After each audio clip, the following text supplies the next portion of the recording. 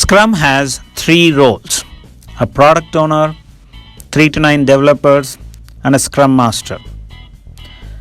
A product owner is like a CEO of the product. They represent the business and users to the Scrum team. They are responsible for maximizing the value of the product.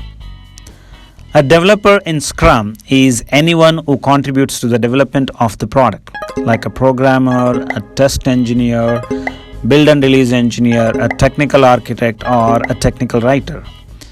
They are called the development team and are responsible for turning the needs of the users to a solution that fulfills their needs.